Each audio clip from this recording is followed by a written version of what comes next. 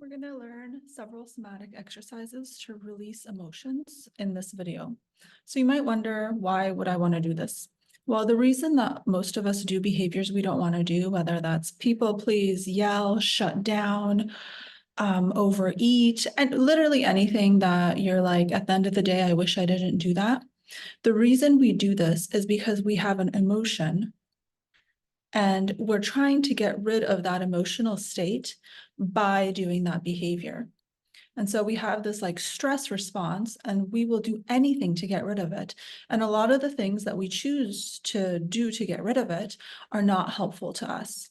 And so maybe they have a short-term relief, like yelling or eating a bunch of chips or something. But in the long run, we know that they're not good for us. So these behaviors can really be anything. It's literally anything that you know isn't good for you, but you can't seem to stop doing it. So what we're going to do is we're going to focus on the root cause. We're going to focus on your inability to kind of process that stress response, that emotion, so that you don't have to rely on this unhelpful behavior. And if this is you, this is completely normal. All of us are doing this. There's not one person on earth that isn't doing this. So it's not something that is like a bad thing. It's something that's going to be a skill that's so useful for you to learn. And you'll have so much more control over your life and your own behavior if you learn these skills. So in order to learn how to manage an emotion, how to process it through and not do something harmful to yourself as a way to avoid it, you're going to have to learn somatic exercises. What that means is that it's essentially ways to calm down your own body.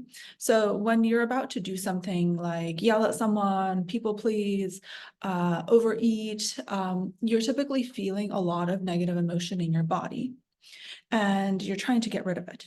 So we're going to learn how to get rid of the negative emotion without doing the behavior.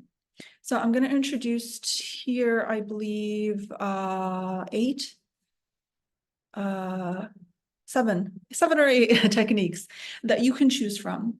The thing about these techniques is that it's important to find one that works for you. So start with one, like choose whichever one sounds the best to you.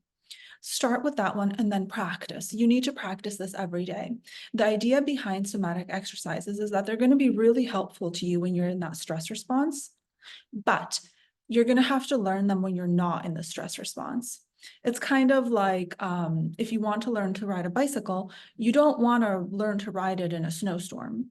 You want to learn to ride it in good conditions so that if you ever need to ride it in a snowstorm, you can. Okay, so that's what we're going to do. I'm going to demonstrate all of these exercises to you.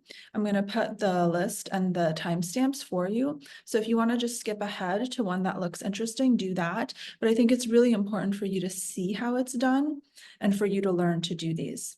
Okay, so first of all, we're going to start with grounding.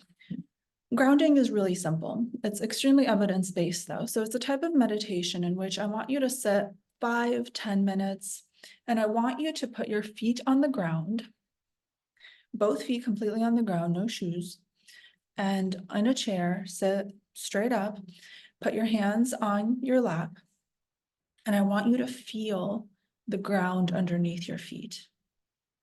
Feel like every single toe, feel your thighs on the chair, feel that stability. Just sit here for 5 minutes. 5 minutes is plenty for a somatic exercise. And your mind will wander, but you go back to just feeling the ground on your feet, feeling the chair underneath you, feeling your legs under your palms. Just go back to that. And that's really all it is. And essentially, you just want to maybe set a timer for 5 minutes and continuously bring your mind back to that feeling of touching the ground. Okay, so let's move on to one of my favorites. This is something I do a lot. I'm a huge believer in it. It's called tapping. The technical name is emotional freedom technique. There's lots of research on it, and it's thought to essentially be like a psychological acupuncture. This is actually my preferred technique for somatic exercises for kind of somatic regulation. And so it's a little bit, it takes like a teensy bit of time to learn, but once you have it, it's extremely effective. So the idea is that while you're tapping, you're feeling that emotion that is difficult for you. So if it's anger, you want to kind of rise that anger up in yourself. You don't necessarily have to think. It depends what type of person you are. Maybe you need to kind of play the movie in your head of why you're angry, or maybe you can just feel the emotion. I'm someone that tends to just feel kind of the raw emotion, and so I can just sit with it and I tap in order to release it. So I'm going to teach you how to do it. Typically when I do this, I do 3 cycles. So you'll see what I mean by a cycle. And what I would say is that you can spend really however much time you'd like in each area, kind of whatever feels good, just try it out for yourself. It's extremely flexible. So don't be afraid of like doing it wrong. Conforming it to kind of yourself is going to be the ideal situation. So this again will only really take you like 5 minutes a day. If you do it before sleep, it's actually really interesting because it'll help you go into that parasympathetic state, that relaxed state. And sometimes actually people will start yawning when they're tapping because they get so relaxed. And it's actually been proven to improve your sleep quality as well. Okay, so let's do it. So first you start with your, I honestly don't know what that's called, side of your hand and 2 fingers. And then you just tap here. And then you'll move on to the kind of right above your eyebrows, 2 fingers, both hands. And I usually close my eyes and kind of just try to feel some of the emotions that I've been carrying. And I'll do one emotion at a time. Sometimes I need all 3 cycles for one emotion. Sometimes I can get through like one with just 2, and then I move on to a different one. Just whatever has been difficult, whatever has been kind of, weighing on you, you can bring this into tapping, you can release it. Sometimes when people do tapping, okay, so now we're going to move on to just above here, like above your cheekbone, right underneath your eye, 2 fingers, 2 hands. Sometimes, well, most times when people teach tapping, they encourage you to kind of have a phrase in your mind in relation to the difficult emotion you're experiencing. So if it's overwhelm, you would say something like, right now I'm overwhelmed, but in the moment, I am safe. Or you can say something like, right now I'm overwhelmed, but I know I always come through for myself. If you're kind of confused about those, you can always Google like tapping phrases. I personally don't use them. And the reason for this is, so now we're going to move on to just 1 finger, just right above your mouth. The reason I don't use phrases is because I think they're not conducive to, they kind of hinder the somatic experience. So the way that I think of these somatic exercises for releasing negative emotions and regulating your body is that I actually don't want you to be in the mind at all. Like, I want you to have as little cognition, as little thought as possible. I know that's difficult, so like it's not like, you need to force yourself to not think, but realize that thinking is not the goal here. Thinking is not helping us. And typically when we're so stressed and activated, our mind is not our friend. It's not going to be something that we can control well. We can just, kind of try to like move away from it is the idea. So now we're going to go right under here, mouth, under the mouth, 1 finger. And so with somatic exercises, the goal is to just kind of move away from the mind, move outside of it. You don't have to do it in a rigid way. You don't have to be like, oh my gosh, I have to control myself to not think, because controlling your thoughts doesn't work. But your thoughts will pop up and you can just tell yourself, like we're not that interested in our thoughts right now. Right now we're experiencing our body. It's okay that I have some thoughts, but we don't need to pay attention to those right now necessarily. They're going to pass through and it's completely fine. Right now we're in our bodies. Okay, so we have 3 more. So then we tap right here, collarbone, right, like underneath it. And you want to do both hands, all the fingers. And this is one of my favorites. It kind of creates like this big release. Just tapping on right underneath your collarbone. Just feeling those emotions that kind of have been in your body, the difficult thing you're going through. And if you want to bring kind of the cognitions into it, the thoughts that are related to tapping, like kind of reassuring yourself, like, you know, like I know I'm overwhelmed, but everything will be okay, then that's completely fine. It's just not something I personally do. Because I feel like if I get into my mind, then I'll just, you know, kind of, it's like a black hole. I'll go into it forever. Okay, so now we're gonna do 2 fingers cross rib cage on the sides. So hopefully you can see that. And then you just tap, tap, tap, tap, tap. And this is not meant to be long. I think I'm making it longer than it needs to be because I'm talking. Like you don't need to spend that much time on each zone. Just this is plenty long enough, and you can last kind of point is right here, crown of your head, if you see 2 fingers. And you just do this. Honestly, this cycle that we just did is a little bit long, but I do like to kind of stay in the zones that I kind of personally feel are working for me the best a little bit longer. So if you feel like a zone isn't like doing that much for you, I kind of move through it faster, and that's completely okay.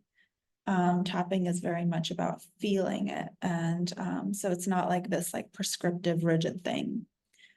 You get to like feel what works for you and just do that. And so we finish with this one. And then what you would typically do is you would cycle back. If you feel like that was enough for you, or if you're just doing one cycle a day to start out, that's completely fine too. Okay, so number 3. This is a very basic one. It's one probably everyone's heard of, but the idea is that breathing is related to emotional states, it's related to stress, and it's related to regulation. So actually every emotion we have has a breath signature. So what's funny is that we can almost like reverse engineer our emotions by breathing differently. And so we know that if our exhale or inhale, if our inhale is longer than our exhale, then we tend to activate kind of a sympathetic response, a stress response. If we know that our exhale is longer than our inhale, then we activate the parasympathetic response, which is the relaxation response.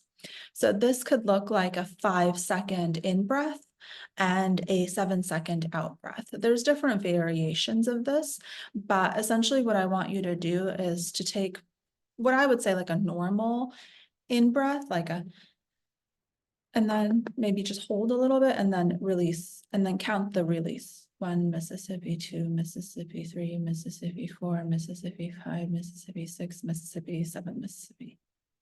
And obviously that was a little different because I was talking, but you can do this for 5 minutes and just maybe just count the seconds for your in-breath, count the seconds for your out-breath. Again, a lot of these exercises do not need to be perfect. Maybe you would like to have an 8-second out-breath, but the idea is that as long as your out-breath is longer than your in-breath, then we're going to activate that relaxation response. We're going to kind of process some of that stress out. Okay, so now we're going to another technique. This is not breath focused. This is not really one that's talked about a lot, but it's highly effective. And that is a hot and cold exposure. So that's not necessarily at the same time, although it could be. I mean, like not in the same occurrence. So essentially we know that heat helps regulate our nervous system and our emotions. So you can do sauna, you can do hot bath, even potentially like a hot tea could actually induce some of this relaxation response. So maybe something to experiment with, but it is something that's well known in the literature, and it's effective in regulating emotion. Again, on the opposite side, we have cold exposure. So in the more extreme, people do like cold plunges, and that's highly effective, cold showers.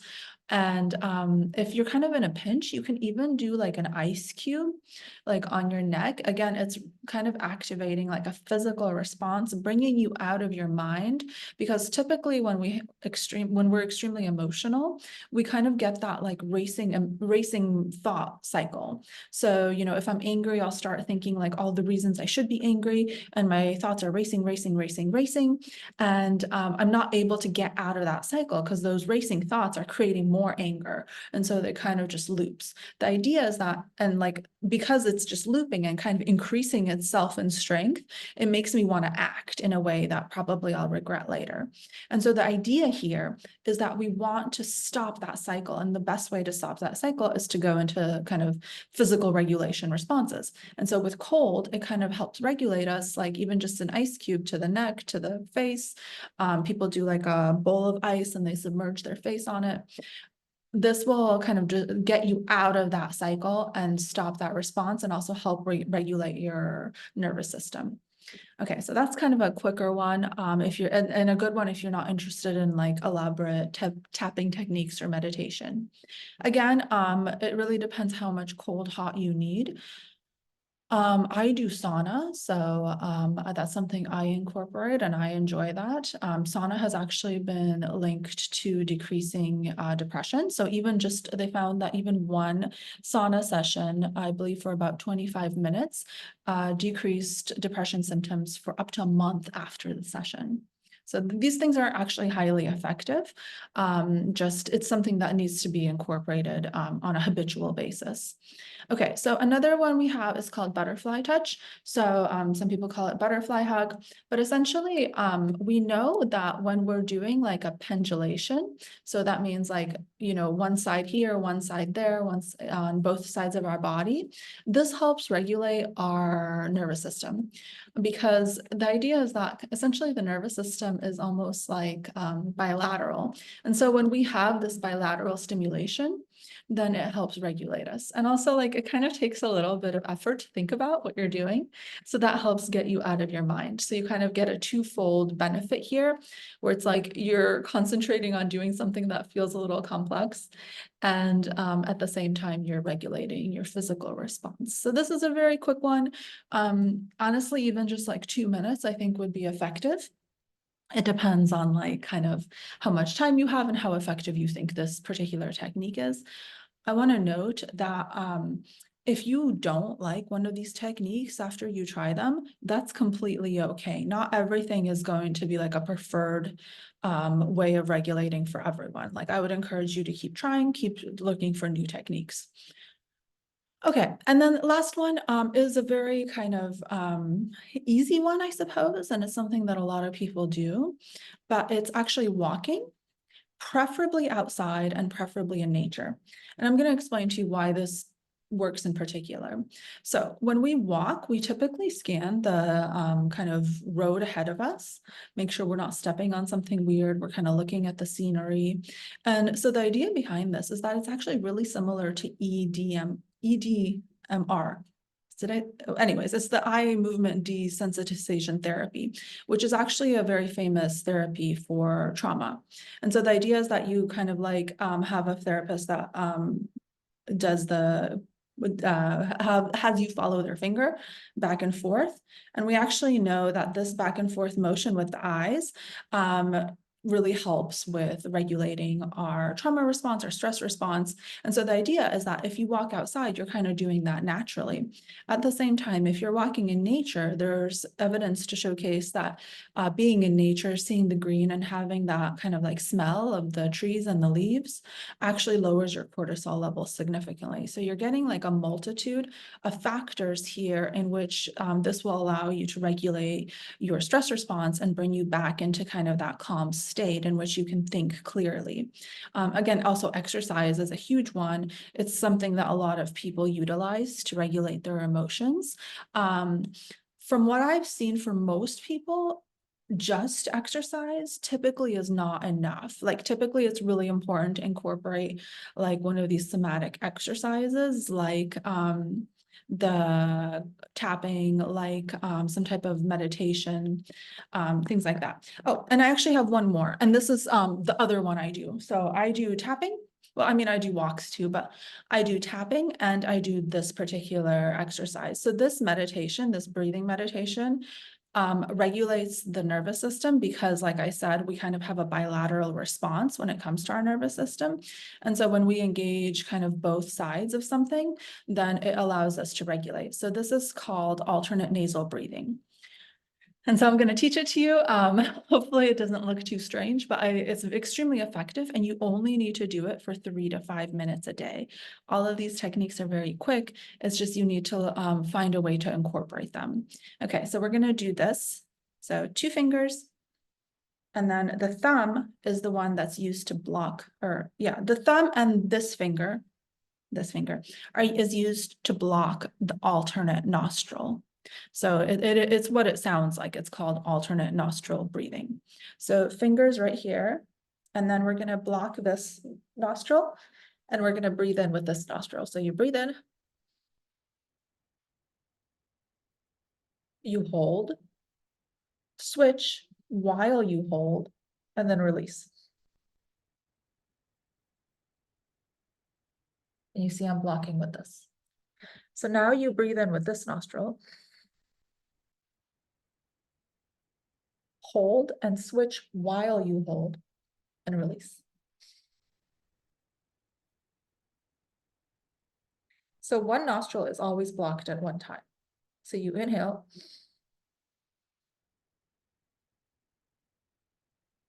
hold, switch, release. Inhale, hold, switch, block, release. So the idea is like 3 to 5 minutes. Once you get it, you really get it. So the idea is that you always have your fingers here, and then either your thumb or this, I guess, ring finger is blocking one of your nostrils. And so you're always blocking one nostril, and you inhale, and you always switch on the hold, exhale, and then inhale on the same nostril that you just exhaled on, hold, switch, release. If that's confusing, there's tons of YouTube tutorials. Just Google alternate nostril breathing, and maybe someone that is better at explaining things than me can teach you. But hopefully just a little practice will kind of get you there. If you're one of my clients, just ask me and we can practice this in session. It doesn't take very much time. And I'm excited for you to try one of these techniques. They very much work. They're very much supported in the literature. Like, you would be surprised at how well supported they are and how effective they are from our psychological research studies. And this here is the missing link in psychology. So if you've been someone that's been going to therapy, you've been doing the exercises, you've been journaling, you've been reframing your thoughts, and it's like you're still like not where you want to be, this is the key. It's because we've completely ignored the body and psychology. And like, I mean, it's only in the last 10 years that we've really started incorporating it. And so I think everyone needs to have some type of somatic release exercise. And so hopefully this was helpful to you. If you have any questions on any of these, send me a message and I'm happy to help in any way I can.